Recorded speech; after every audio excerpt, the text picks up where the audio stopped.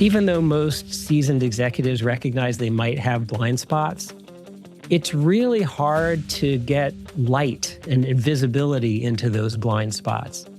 So you might have a senior executive who is very confident or is going through a period of really high confidence, and they've gotten a bunch of feedback. I've delivered to them the feedback from maybe 20 stakeholders that have said everything they think that they could do better, among other things, and also the things they do well. But it's interesting to watch this kind of debate that the executive has in their own mind with whether those perceptions may or may not be accurate.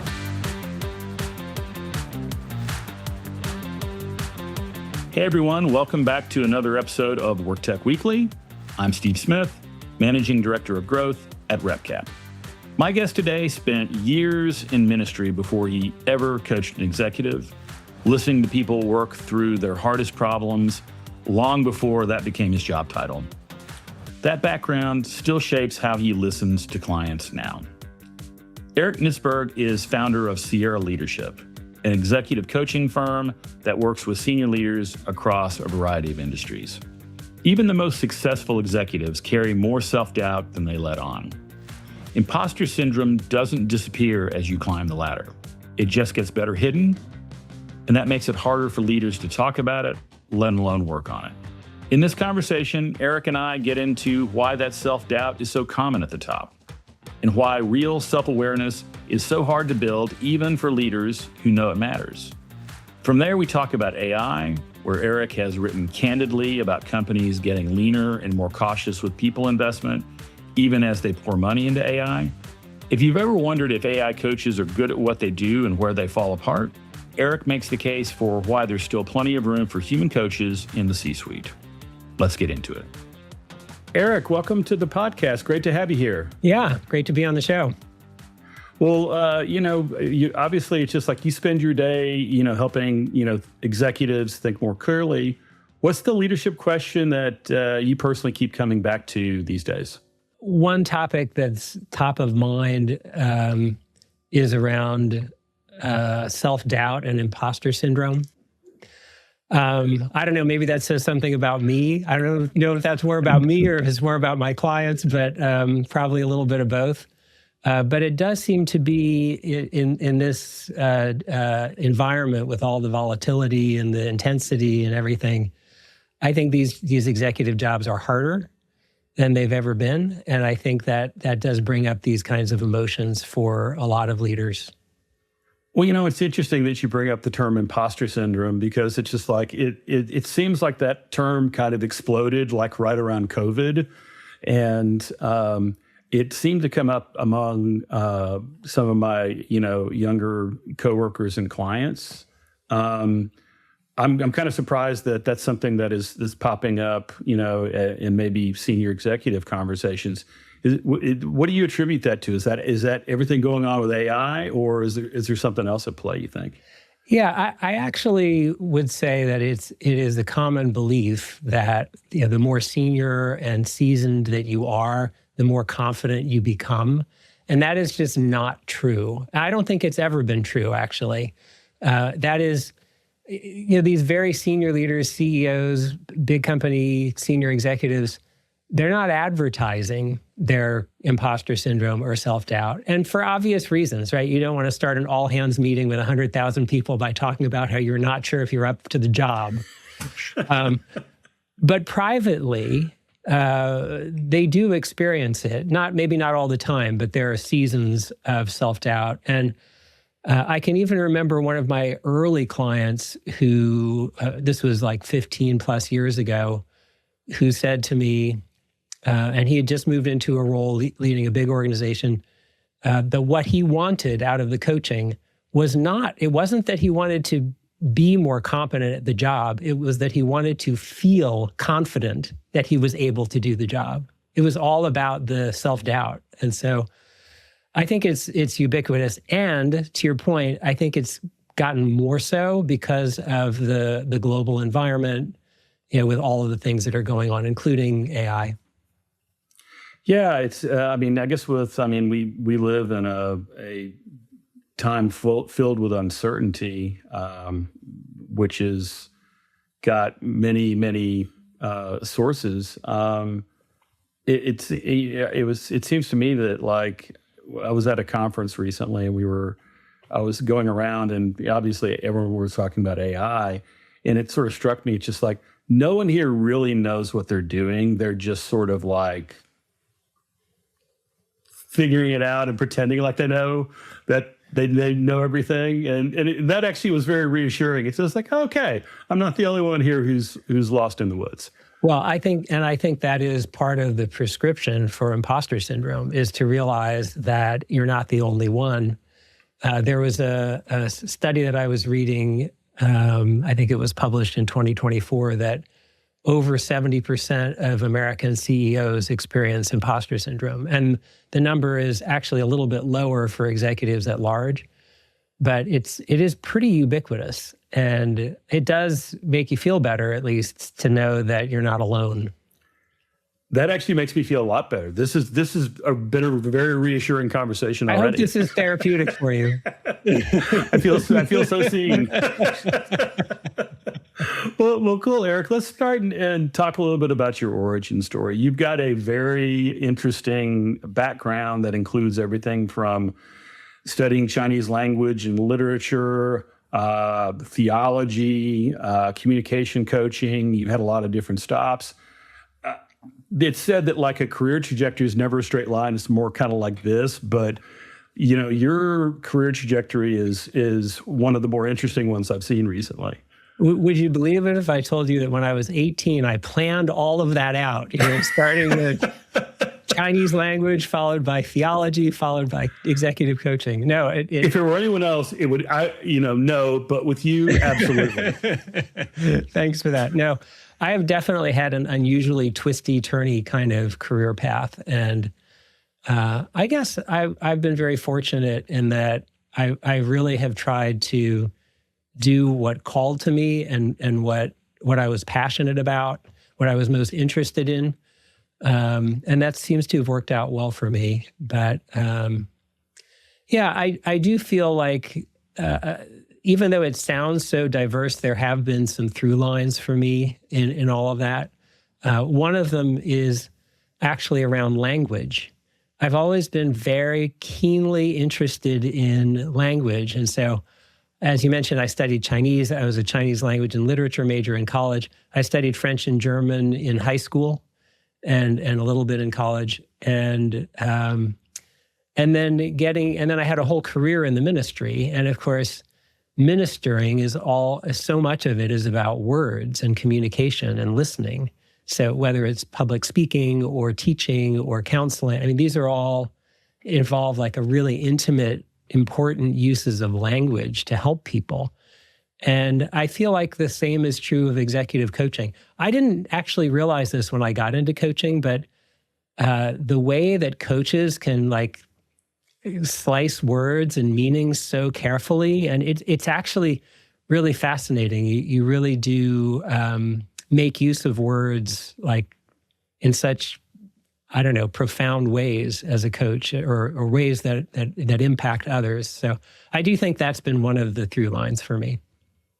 Well, I think it's interesting, and I imagine that you run into this with your clients, that sometimes a specific word choice can be very revealing about what their psychological frame of mind is at that moment. 100%, 100%.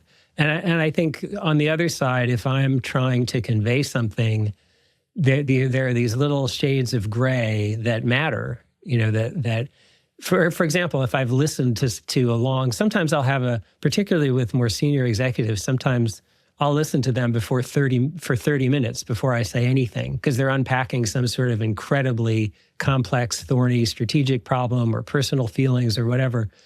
So proving to them that I really heard what they said requires a sort of deftness with language, and not just the listening, but also the framing back. And so, yeah, it really is. I mean, a lot of leadership is about language too, if you think about it. I mean, so much of it is about words, how we use words and how we listen.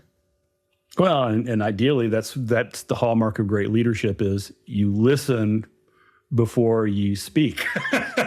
Wow, you just said a mouthful there. That's it. You've just like summarized the whole leadership journey for many leaders, is to try to figure out how to do that.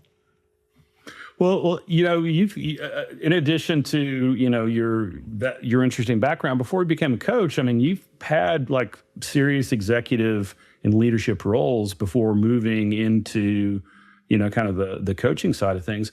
What made you decide to make that switch and start Sierra Leadership?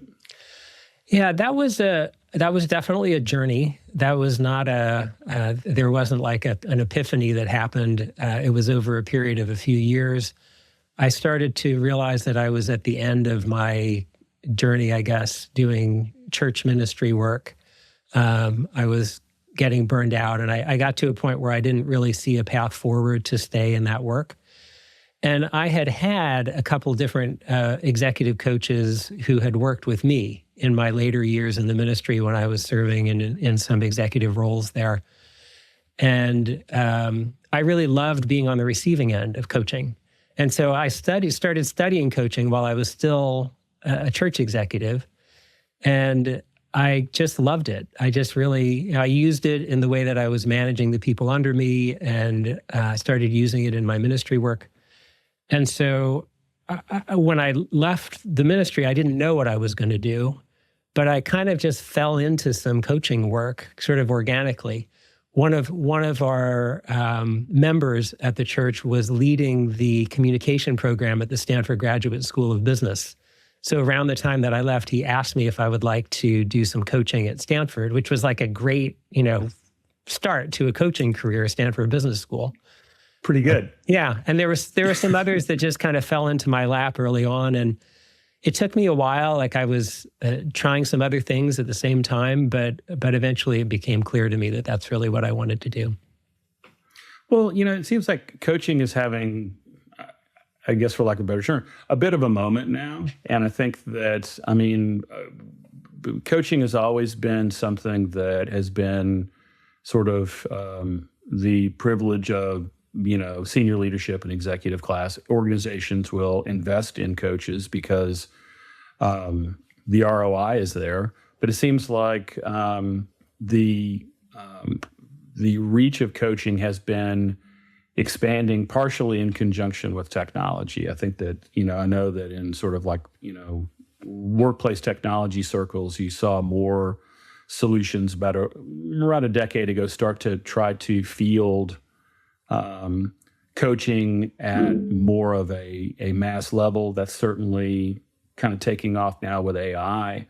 But let me start by talking. I want to get a frame of reference for kind of how you approach coaching, because I've been in coaching sessions before. Maybe not everyone, all of our listeners have.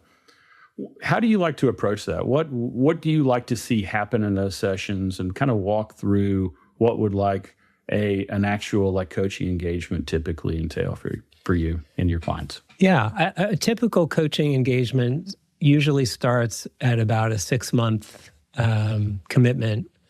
And it begins with getting to know each other, me trying to understand the context, the team that they're leading, the organization they're in, what are their goals, what are the outcomes that they want to achieve.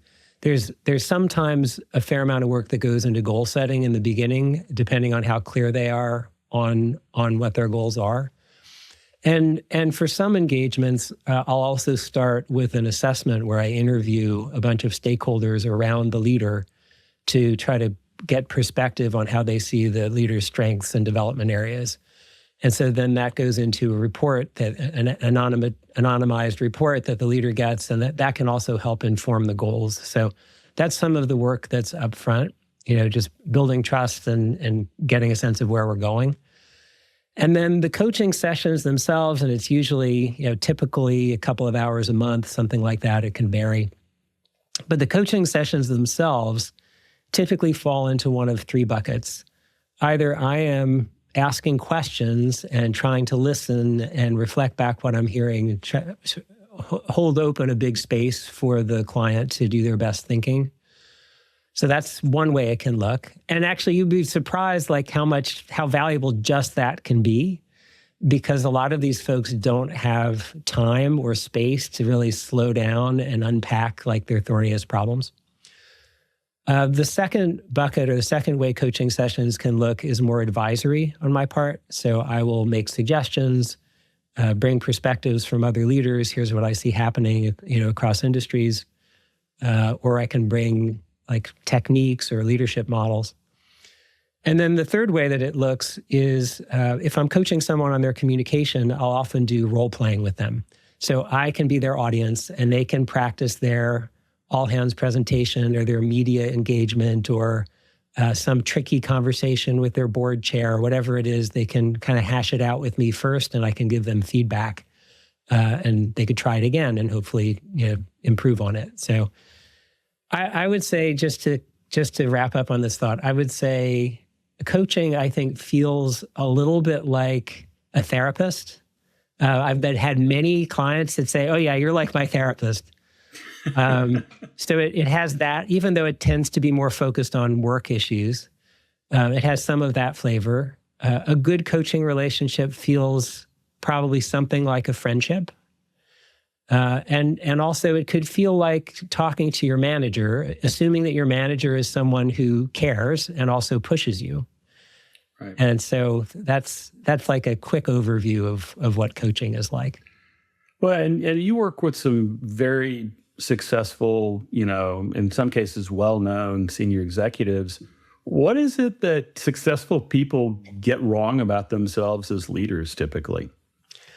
Well, I mean, we started the conversation with one of them, which is they think that they're the only one that has such and such a problem, particularly if it's a personal issue like self-doubt or imposter syndrome.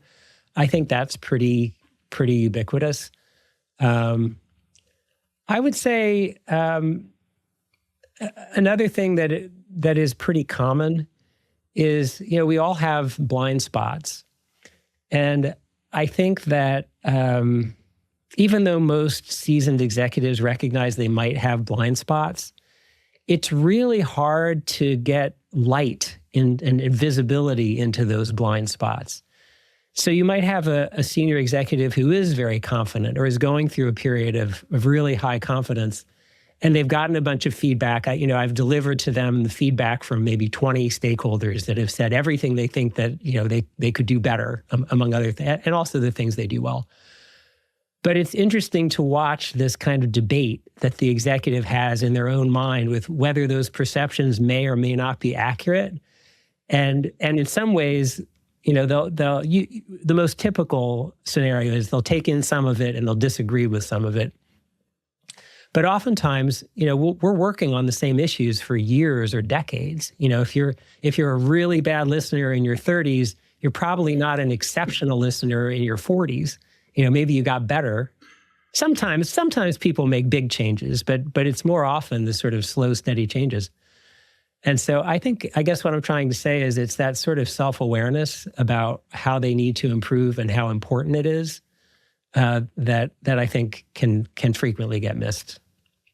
Do you think that self-awareness or lack thereof is one of the biggest obstacles in the way of success for senior leaders? I do. Yeah, and it's so important because it's partly awareness of who you are, your core values, your strengths, how you could improve. But another part of it is the awareness of how you impact other people. And those are things that don't really reside within you. That's in the eye of the beholder. So the leader, if I'm the CEO, I don't get to tell you how I impact you. You tell me. And that requires a level of humility and a level of listening and empathy that many leaders do have, but a lot of leaders don't. And a lot of leaders are somewhere in the middle on a journey to developing that. Well, I've been, in senior leadership roles, been an entrepreneur. That was always the hardest thing for me, is being self-aware and understanding, I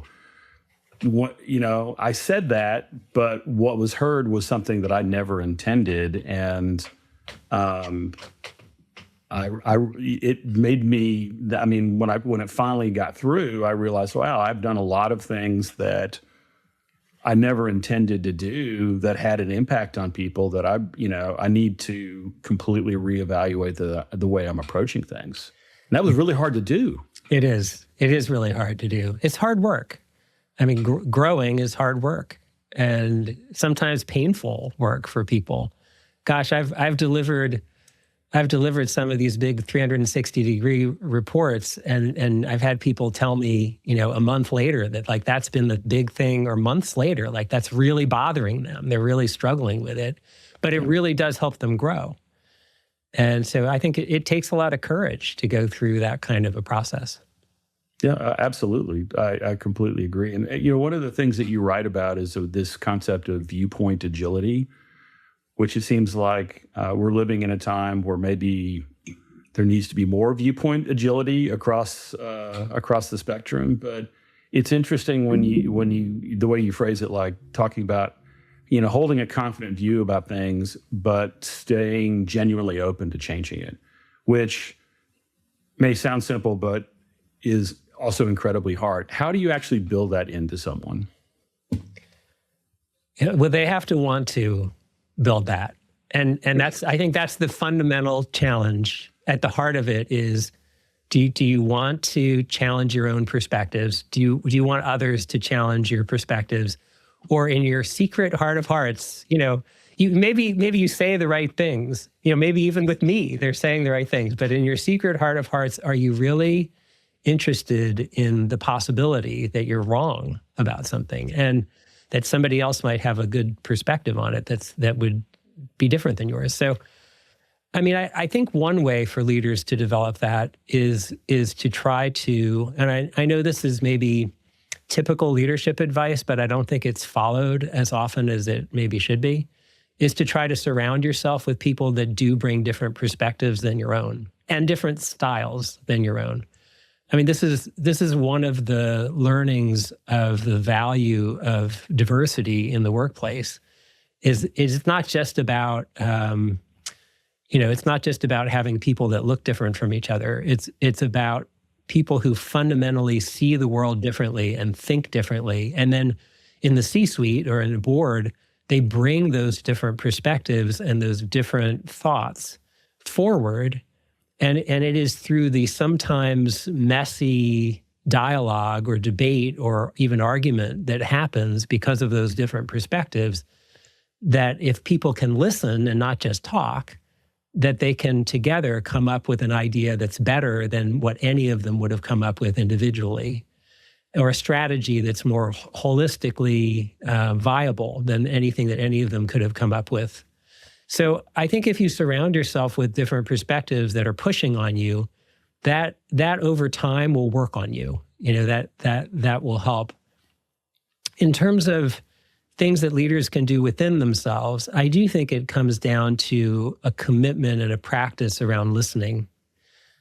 You have to somehow separate the task of listening from the task of responding, so that when you're listening, you have more of a quiet mind, and that you really are trying to understand and weigh the potential validity of the other perspective, and to put on the shelf temporarily the fact that you wholeheartedly disagree with it.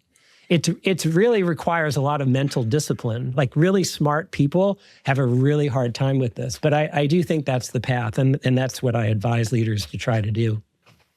Well, I can see how that would be incredibly powerful, but needing to partition your mental hard drive enough to that's a great be way able to say it. To do that is an incredibly challenging task. Well, I mean, I think also in terms of like partitioning mental hard drives, let's talk a little bit about AI, because there's things going on. There's a few things going on with AI. Perhaps you've heard of those. AI, but I'm not sure what is that. So, I mean, some of it is how it's transforming the workplace, which I'd like to start with, but also just like you're in a discipline with coaching that is also being disrupted by AI. And so I will also be curious to kind of get your thoughts on that part as well. But one of the things you recently wrote was about how companies are heavily investing in AI while at the same time getting more thrifty on the people part. which is something that I have noticed and written about a lot in my newsletters. But you posit those things aren't a coincidence. So what's kind of your take on that when you're looking at that? Where do you land just on what that means? I mean, I think there are some different related forces over the last few years that have been driving that. There has definitely been a drive towards cost savings over the last 2 or 3 years.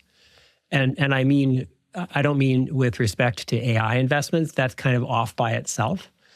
And I say that's related because I think the ballooning costs for AI, especially for the big tech companies, are related to what's asking for the driving down of other costs.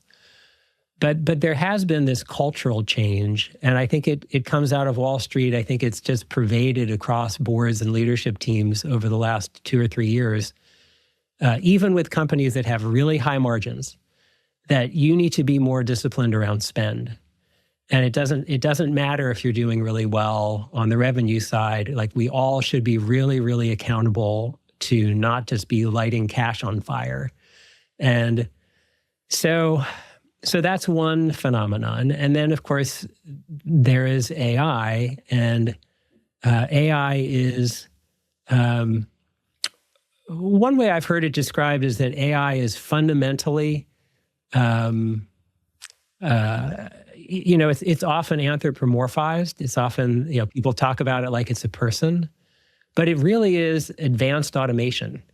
It's just what it is. It's advanced automation of cognitive work. And so as such, there's an expectation that the more you adopt AI, that you can drive all kinds of efficiencies. And yes, over time, you're going to start reducing the need for different kinds of human work and also even some entire human jobs. So I think these things are all happening at the same time. And, as a result of that, I think that people are feeling very squeezed. And then, companies are making huge investments to try to get AI to work. Well, and it's just, it's so crazy how these things are completely tangled up together, because we're coming out of a period kind of going back to the 2008 financial crisis, where interest rates plummeted to essentially zero for about a 15-year period. At the same time that, SaaS technologies took off, and you saw sort of an explosion of knowledge work. You saw basically a business model that was, you can raise money and hire a bunch of people and grow, and you never have to be profitable. Great, let's do that. And so that worked for almost a decade and a half. And then when interest rates went up, or some would say maybe reset to sort of a normal level, everything changed, and businesses were encouraged, you need to cut 20% of your headcount. And then they did that and discovered, they rewarded our stock price. We're more profitable than ever. Maybe we need to cut more. And then you threw AI on top of this, and it seems like we're in this world where there's not only just a lot of uncertainty and anxiety about AI, but you also have the cuts on the human side. Where does this all end? Well, I don't think it ever ends, but we're in some kind of an evolution, I think, we're in the midst of this unprecedented phase of automation. I do think there will be more jobs created than people are afraid of, coming out the other side of this. But as we all read about, there's a concern that just the type of automation and the extent of automation is going to be very significant with AI, and in places where we never expected it or didn't expect it to happen so fast. And so, I don't know. I don't think anybody knows where we're going to be in 5 years or 10 years. I think a lot of people are still going to be working, but it's going to be very different. I was just talking to somebody recently about I don't know how old you are, but I was around when computers started showing up, like in schools and stuff. But if you think back, I have a very dear friend who's I guess he's in his early 80s, or maybe he's 80. And he was saying, yeah, when he was little, there were no computers. And so think about the number of jobs that exist now that involve computers, that are based on computers, So I know people are saying AI is different. This is going to be different this time because it's so much more expansive in what it can do. And maybe that's true. But I do think that there will be jobs in the future. I think they're just going to look very, very different than a lot of the jobs that we have today. And I think that's what I think we're all hoping. And I think when I talk to people who are much smarter than I am, they point out that every time you have a technological revolution, whether it was, the personal computer or, the industrial revolution, it's just like there's social disruption, but ultimately it creates more jobs coming out the other side of it. So I'm clinging on to that hope, but, Hope is not a strategy, as they say. Yeah, that's very true. Well, let's dial this in a little bit more finely around coaching specifically. One of the things that I'm sure you've also heard about is the number of people who are more than happy to just take out their phone, dial up their, AI of choice, hit the microphone button, and just start talking to it and get coaching that way. Yeah. Discuss. How do you feel about that? Well, I honestly, I actually feel pretty good about it. Which I don't know if that surprises you, but I use AI. It does. I use AI like that all the time. I mean, my wife would tell you I'm on AI daily, and I have had lengthy, like 2-hour discussions about topics that I'm interested in. I think to understand AI in coaching versus human coaches, I think you have to look at what are the relative strengths of AI and the relative strengths of human executive coaches. And so I think what's evolving is going to be more of a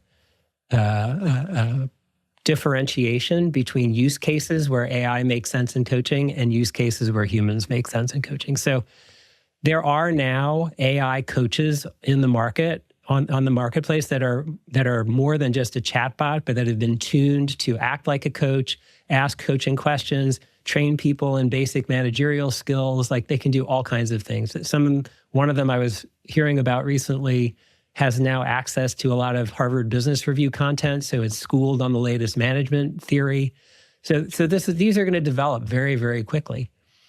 So an AI coach like that is great for scale because it's available to everyone, cheaply or almost free.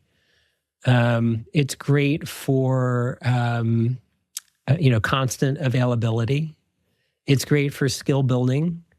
Like, an AI teaching someone how to delegate might do a great job, and it's probably not like the very best use of my time as a coach. And it's great for data. If you want to, if you are the head of HR of a company and you had, let's say you have 5,000 people that are all using an AI coach, you can get aggregated data across those conversations that tells you like what people are worrying about, what they're thinking. Like, there's a level of precision that's possible there. You could never get that from human coaches. So all of that said, I think there's still a place for human coaches, and particularly in conversations that involve like a high level of complexity. And the more that complexity is about the nuance of human interactions and human relationships, for example, in the C-suite, conflict between the CEO and a board chair, like, there are all kinds of things that at this point, at least, you would not want to trust an AI to advise you well or help you navigate that kind of complexity. I think it's also true when the stakes are really high. If you're preparing congressional testimony, you don't want your AI coach to do that. And the other thing that I will say is, I think there's a level of kind of a white glove, high touch aspect to human coaching. It is an authentic human to human relationship. That is different than any kind of relationship you can form with an AI. There are aspects of it that feel similar with an AI, but it isn't the same. And I think people recognize that. So I see a really big space long into the future for human coaches, particularly in the C-suite and with more senior leaders where the cost of a human coach isn't as big of a consideration and where the value is worth it. Okay, yeah, I think that's an accurate and nuanced assessment of it, because we think about, okay, you're right. If you're the CEO of a large company, you absolutely would want to have that one-on-one human experience, and I think the awareness and discernment that comes along with a coach that operates at that level, with all of the training, experience, perspectives, and guardrails that just come along with the professionalism that a person like that would have, But on the other side of it, you think about what we've seen with companies that were trying to scale up coaching before AI was, okay, we've got a way to do it, but it's still dependent on having access to enough human coaches, and we're going to run out of those. And so it became something that wasn't scalable. And then suddenly with AI, now it completely is scalable.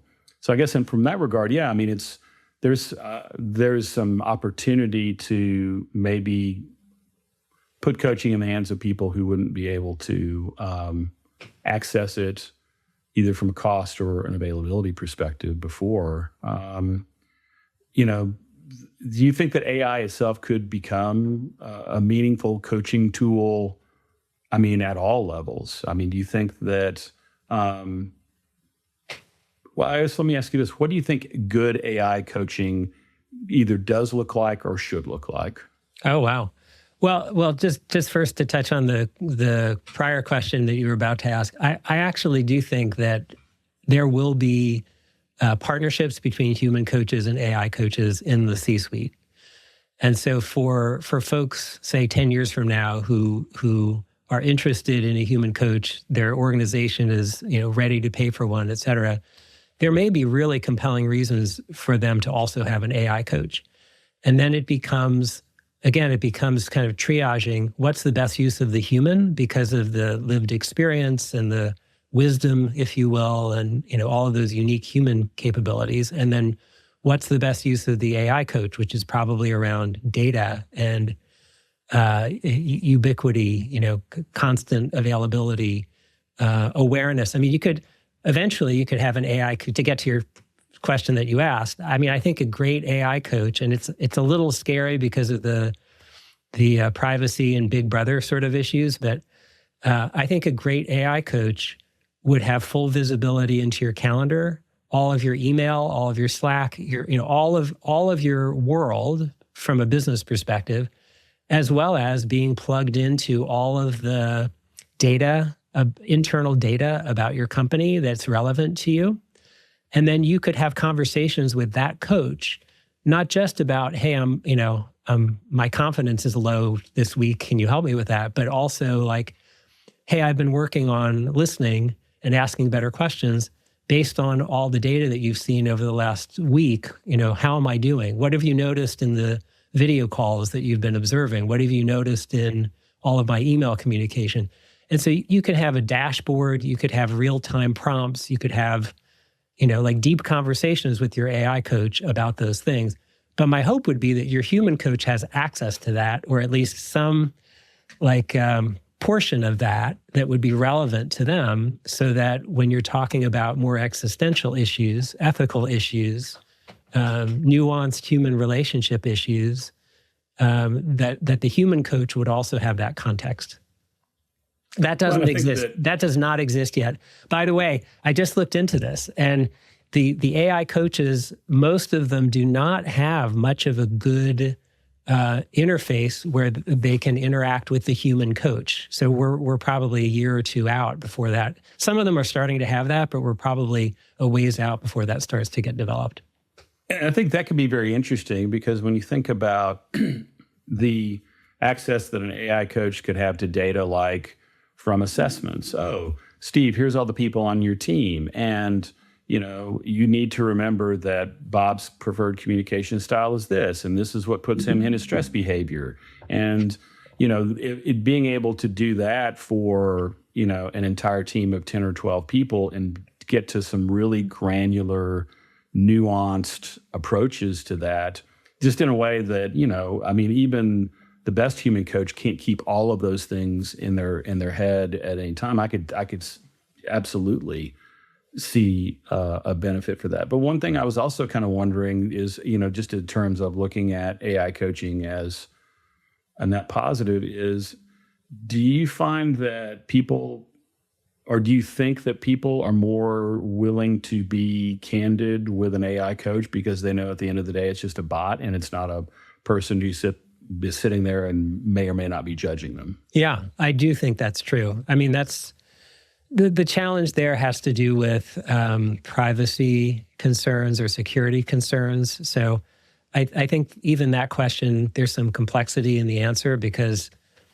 I have seen some studies that suggest that what you just said is exactly right, that people are more willing to open up or be like test out ideas when there's no other human involved because there's zero consequences. But on the other hand, again, it kind of gets to the level of the leader and what's at stake. Even though these tools are very secure from a technology perspective, SOC 2 Type 2 and all, GDPR certification and all of these things, I don't think that they're trusted yet from a technical perspective. There is at least one company that I work with where I keep in touch with the head of coaching all the time, and they've decided not to use a third-party AI coach broadly. They're building their own, and it's almost 100% about concerns with privacy, data, et cetera. Because basically you're giving all of these confidential conversations to some other company. So you can trust maybe the certifications to an extent, but do you really want all of that data living somewhere else outside of your control? And I think that's going to be a major barrier to adoption for AI coaching. Well, isn't that kind of the heart of the AI issue with humanity, is the trust issue? Do we really trust that this is something that is working for my benefit? And I guess, the joke that keeps coming up is the only entities that people will just say anything to are God and Google. And I guess now you substitute Google for AI. Yeah. And so that's not a small thing. No, it's not. It's not. I think it's a new reality. Although I would point out, though, that trust among humans is also a very complex topic. Well, final question for you. What is the leadership quality you think is most correlated with success? I think it's listening. I think a willingness to listen. It's not sufficient. It doesn't solve for everything. There's a bunch of qualities that are needed, but it is the first thing that comes to mind when you ask that question, especially in the world today. I think we have a desperate need for more listening and more empathy. I think people talk a lot and they don't have an opportunity to really feel heard. I think the leader that can help people to truly feel like they've been heard has a competitive, strategic advantage over the leader who doesn't have that ability. That's a wise words and a great way to end our conversation. Eric, this has been fantastic. Thanks so much for spending time with us. Thanks, Steve. Really enjoyed it. AI can make coaching available to everyone. It still can't sit across the table from a CEO living through the hardest year of their career. Eric argues that AI coaches are already good at scale and availability. They're also good at spotting patterns across thousands of conversations that no human coach could hold in their head. A human coach, he says, brings something else. Years of history with a client and judgment that only comes from an actual relationship. An AI coach can be available at 2 a.m. and remember every conversation you've had with it. A human coach can tell when something you just said doesn't match the look on your face and knows you well enough to call it out. The leaders who benefit most will be the ones who use both instead of betting everything on one side. Eric's answer to what matters most in leadership is listening. He argues it works as a real edge for the leaders who take it seriously. If you enjoyed this episode, make sure to subscribe to WorkTech Weekly on Apple Podcasts, Spotify, and YouTube. And I'll see you next time.